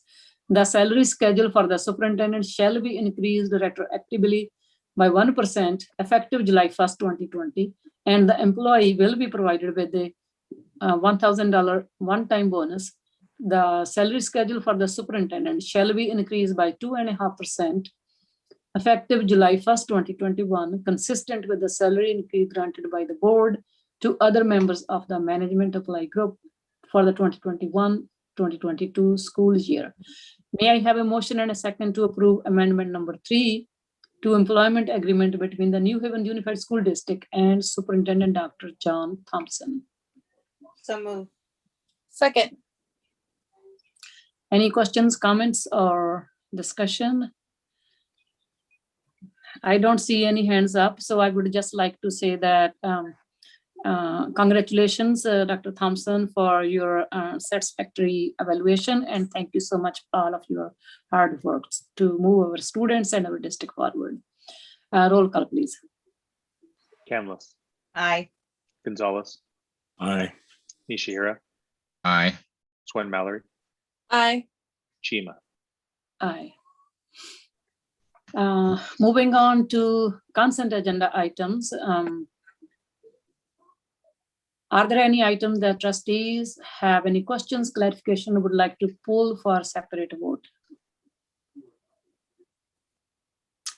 Seeing none, may I have a motion and a second to approve consent agenda items 12.1 through 12.31? So moved. Seconded. Okay, roll call, please. Canlis, Aye. Gonzalez, Aye. Nishihira, Aye.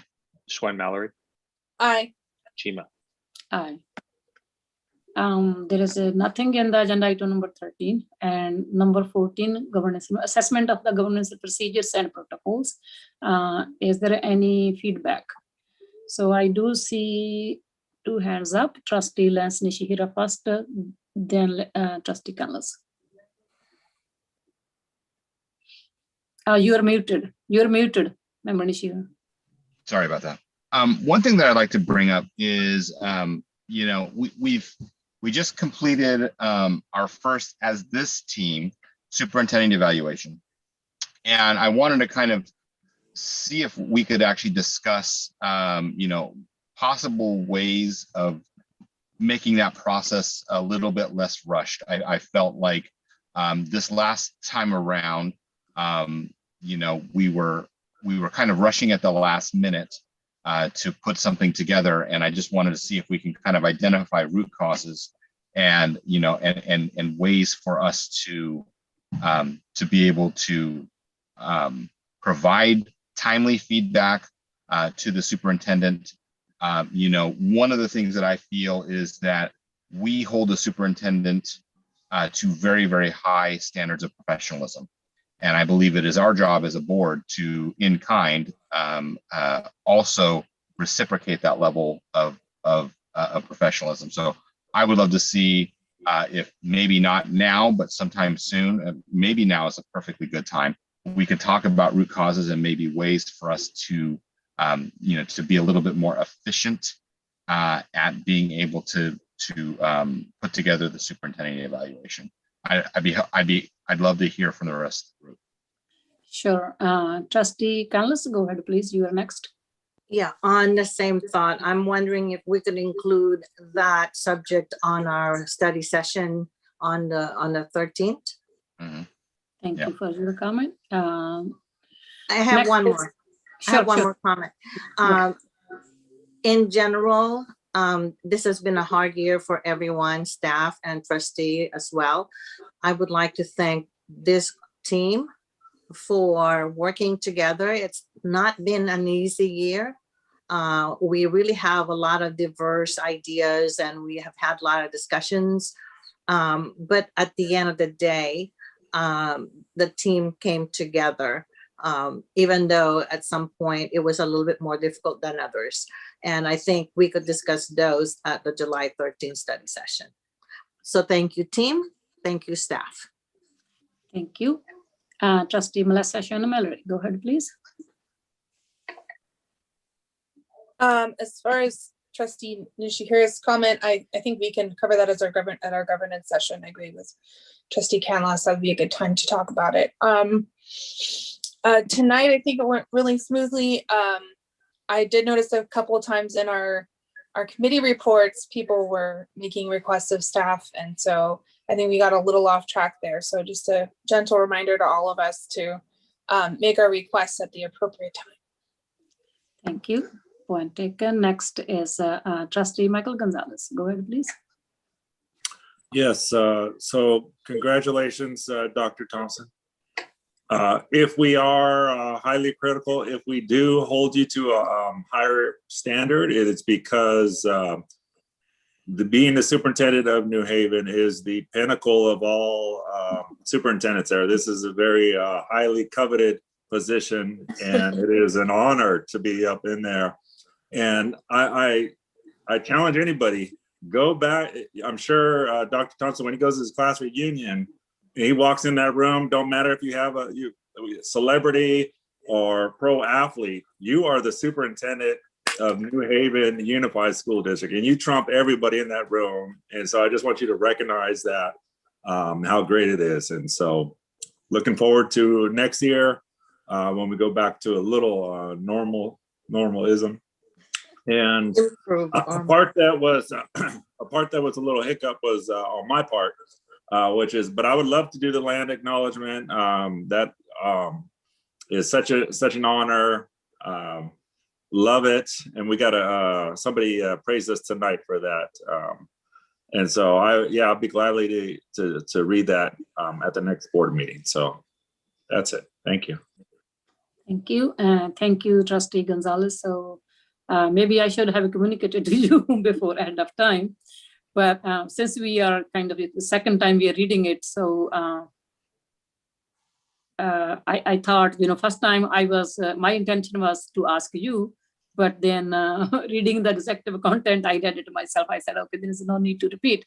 So we are kind of getting used to it. That's fine. So other than that, I don't have any other, thank you, Trustee Melissa and Mallory, for your feedback. Next agenda item is board consensus for the request, board member request. Are there any requests?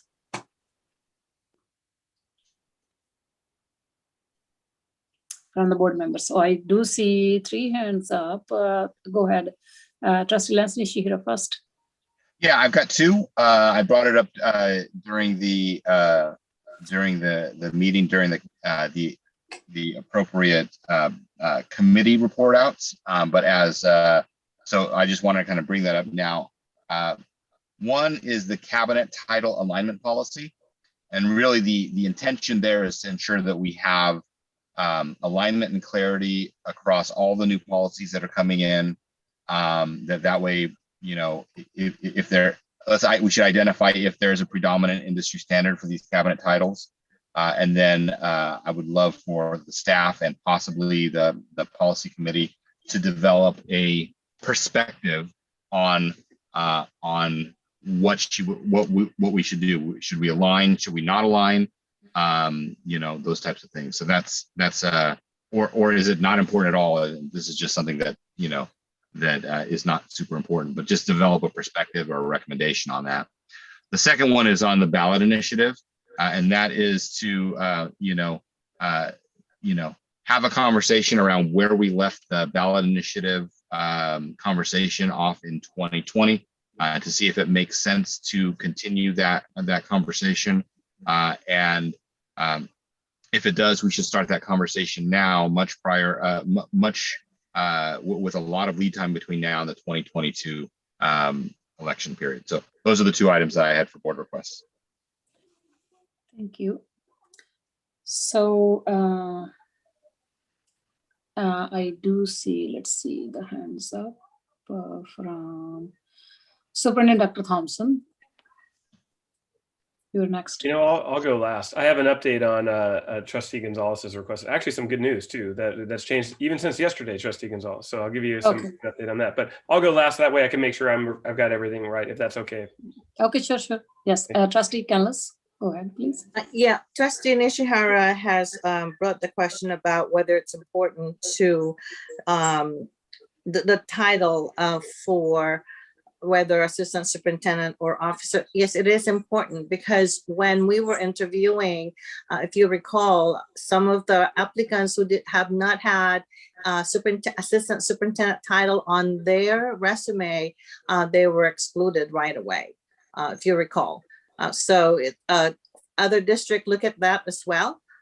Because the assumption, it's not always true, is that if they have not been an assistant superintendent, they have not been part of the cabinet on the top, even though in our case, our officers are the cabinet. So it is important regarding about the name of whether assistant superintendent or officers. And then the other question, the conversation regarding partial tax or bond, I think we definitely should go look at that again because we spent a lot of time and money holding that conversation, and then COVID happens and it just never been brought up again. And I think we have a lot of information that we could start from already, and we definitely should move forward with that now that we have more opportunity to do that. And then the third one is the request to include at the study session on July 13th regarding how we could become more efficient in doing the superintendent's evaluation. That's all I have. Thank you. Thank you. Dr. Thompson, I do see only your hand up now, and other board members, maybe they have lowered their hands, I believe. So go ahead. Okay, so just to let's just go through. I've got 3 requests, and then I have an update, and I need I'll need a little information from the board on my update. But so to be clear, so we would be looking at a bond parcel review and maybe some recommendations that would be delegated to the Budget and Finance Committee, if I heard that right. Thumbs up if we have consensus. You can just 1, 2, 3. Good. All right. Cabinet title alignment. And I think that's something that staff could probably do a pretty quick review to show what other comparable districts do. And that would go to the policy committee for consideration. Did I capture that right? It could. It could. I mean, the only policy implication there is it could affect policy. And so, but yeah, it doesn't have to be, delegated to the policy committee, but they should definitely be in the conversation. Well, what I'll do then is we'll do a review of what comparable districts do around and what kind of the industry standard is. We'll present that to the board for consideration, and then at that point in time, you can provide us with further direction. Does that sound okay? Yeah. Okay. So yeah, that's fine. We can revisit that because there is a new composition of the board. But if our Chief Personal Officer, Derek Mcnamara, I think he might have the institutional knowledge that last time we have discussed that. If you can share that insight now, or maybe in the future time when we are discussing it. If it's okay, I'll just give you a real quick, but I certainly want to work with Dr. Thompson and whatever he would like to do with this. But when I first came down to the district office, I was an associate superintendent. For many years under Guy Emanuel, they had associate superintendents and deputy superintendents under him. And then below them were assistant superintendents. So when Carrie McVeigh came, I guess where she was from, they liked the chief personnel, chief of business office. They like those titles.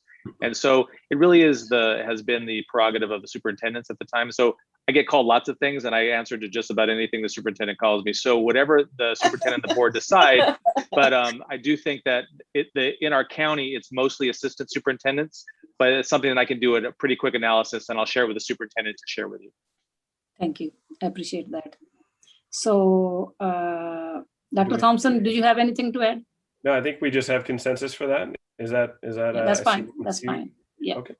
All right. That's good. So the third. Oh, sorry. The third. Sure, go ahead. Go ahead. I'm sorry, I didn't see Trustee Gonzalez. I'll wait. Go ahead. Go ahead. Yeah, as far as a bond, another tax, my constituents are not comfortable with that, and so I suggest something replicating Proposition 15. It narrowly lost by 1%, and kind of replicating something more of a progressive tax, either on the county level, city level. Yeah, and I have a lot of ideas on that, and so I would say no consent. I'm not in consensus with that. So, I mean, let's do a little further discussion. I definitely want to engage on that. So that's it. Okay. Thank you. So before I give the floor to Dr. Thompson, I also share the same sentiment like Trustee Gonzalez has mentioned, because our city actually has one of the highest taxes in the state of California. And then in the last round of elections, our city was actually considering to ask the governor to give us the exemption so that they can levy more tax on us. So on one side, we say that, it is unaffordable, homes are unaffordable. On the other side, we are asking for more tax. If you compare bond and parcel tax, they're actually cheaper than bonds to the citizens. So remember this conversation. So I am on board with you, Trustee Gonzalez, same thing. Next, Dr. Thompson, if you want to say something, you can keep sharing.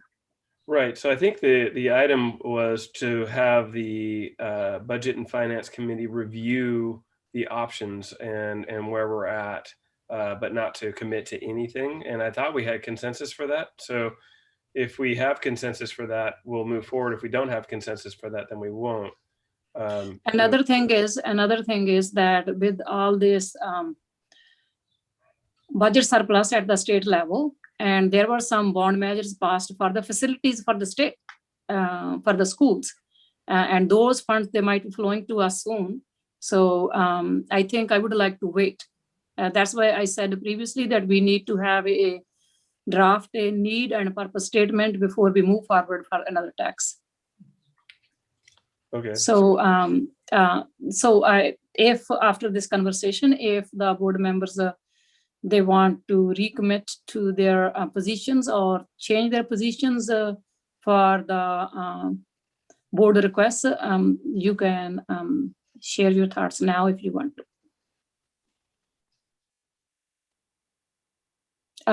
Trustee, I do see hands up from Dr. Thompson, you're first. Do you want to go first, or because there are two other board members? No, let the other board members go, please. Okay, thank you. Trustee Melissa Chan Mallory, go ahead, please. I echo your sentiments, President Chima, and those of Trustee Gonzalez. I would give my, an affirmative vote to move forward with this, as I think as soon as we know what the budget's going to be. If we're going to be getting a lot of money, maybe we don't need to do something like this.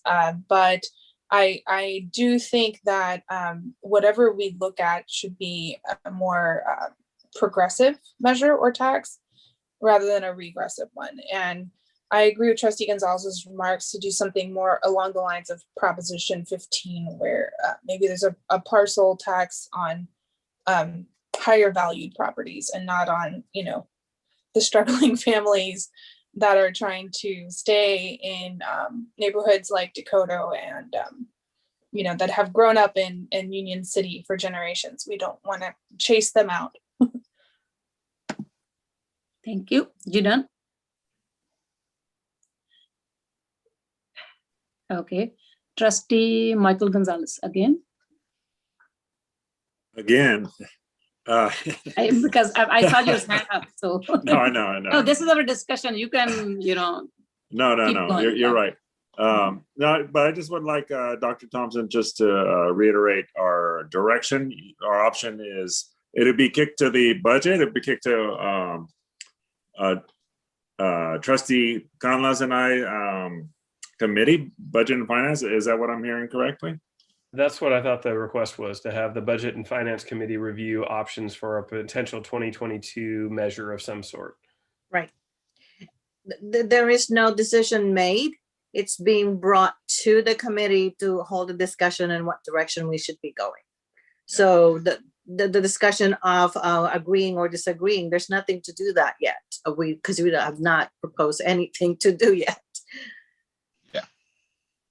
Okay. Yeah. To go ahead.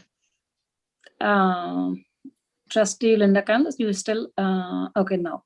Trustee Lance Nishira, are you still interested in speaking? Okay, go ahead. Yeah. So to be clear, the direction or the request that I was making was around bringing back the conversation. It was not pro and con any particular ballot measure. It was like, we should bring up the conversation right now so that if this is something that we want to do, what could that look like? I'm not suggesting that we should tax or we shouldn't tax. It's like, is it a progressive tax? Is it a parcel tax? Is it a bond tax? If it was, what could it look like? And this is about exploratory conversations.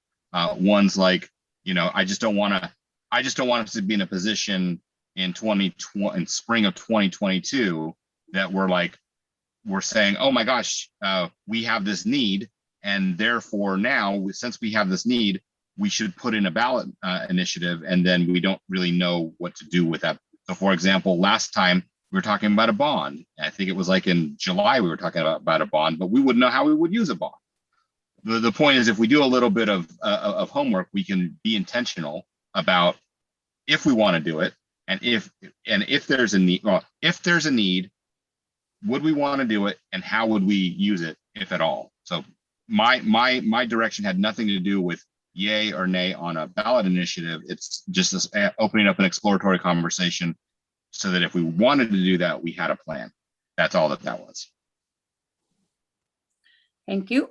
Can I remind us that right now we have funds because of all the one-time monies that are coming in? And when we reevaluate and we look at our budget again, we need to really look at when those go away, what do we have to make up that deficit the next 2 years? Okay. So if I can just, so do let's go back and double check for this item. So do we have consensus to have the Budget and Finance Committee review options? I see 1, I see 2, I see 3, we're good. Okay, perfect. Okay, thank you. Good discussion. All right, and then the third item is the wanting to add the superintendent evaluation process to see if we can streamline it to the study session. Do I have consensus for that? Yeah. 1, 2, 3. Okay, good. All right, the last item is, and some good news here, Trustee Gonzalez requested some data related to the Dakota region of our city. We struggled, and I knew I had a feeling it would be difficult, and it was. Our student information system is not set up to sort data that we would traditionally get from schools by geocode, but our staff came up with a potential solution, and the nice part about it, I don't think it'll cost us at least extra money in terms of having to reach an agreement with Equitas, our current student information system. What they're going to do is essentially build out a new school, and it'll be the identifying that region of the city. It basically tricks the student information system into thinking it's its own school. I don't know how they're going to get around double enrollment, but I think they have a solution for that too. So that's good news. It's going to take a lot of staff time to do the data entry piece of it, but I think we've got a plan for that. So I just what I need from the board is just making sure we're clear on the specific region of the city that we're talking about. I know the letter streets and the number streets between Dakota, Mission, and Whipple, and Railroad, that along the railroad there encompass their traditional Dakota. But I also know that some people consider parts of the neighborhoods around Cyril's to be part of the Dakota as well. So if I could just get some clarification, because now we're at the stage where we're going to start building it out. What exactly does the board want geographically within this in this area? And Trustee Gonzalez, I don't know if your request, I'll defer to you. Well, if we cut off at Railroad, we're going to miss up to 13th Street, which I think is still considered part of Dakota. But this was Trustee Gonzalez's request, so I'll defer to him. Yeah, his hand is up. Go ahead, Trustee Gonzalez. Yeah, so I've been working with Dakota Voice community group, and we've been having discussions, and just all my just generational folks, Union City folk, know what Dakota is, and I think it's pretty clear. It goes up to Cyril's, so 15th Street right there, and then it stops. And so that is the Dakota community. And I can also refer to Derek, longtime resident, to echo my thoughts. That's it. Thank you. That's what I also consider up to the Cyril's element, because there is no other elementary school. Used to be Dakota Elementary School, but there is no more elementary school in that area. So I believe that all this population, they attend Cyril's Elementary, and they traditionally they have kind of taken pride in owning the Cyril's Elementary. And Guy Emanuel is the new school, but traditionally Cyril's was the original elementary school serving the needs of Dakota area, because I lived there myself. So when we include Cyril's Elementary, my sons, they went there. So I know that territory pretty good. So thank you, Trustee Gonzalez, for your input. So are you clear about that, Dr. Thompson? Are you clear about the request now? I think so. That was the only border I wasn't sure where we wanted to draw the line. So we'll put it up to including 15th Street right up to Cyril's, and we'll go from there. So I think we've got it. Okay, good. So what you'll get a report back from me when we can figure out. I think, like I said, we have a plan, and then I'll share with you the kind of data we can generate with that. So that'll be good. I'm happy we're moving forward with this. So one request I would like to consider, it just occurred to my mind right now, because census data has come out already. And we need to take a look at our district populations, if there is any change for the boundaries or not. And that work is already included in our previous firm we have contracted out to carve out the districts.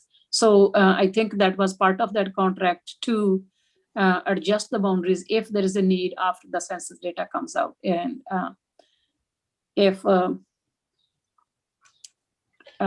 Chief Personal Officer and Dr. Mcnamara, if you remember anything about that, I think that's our obligation. I can address that if you want. Sure. Yeah, Thank so you. we're on it. When the data comes out, we will be using the same firm to help us with that. So that's that we don't expect it until the fall. I see.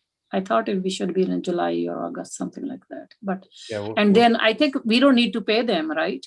I'll have to go back and look at our contract. I'm not sure about that. That was my understanding, but then just double check it, please.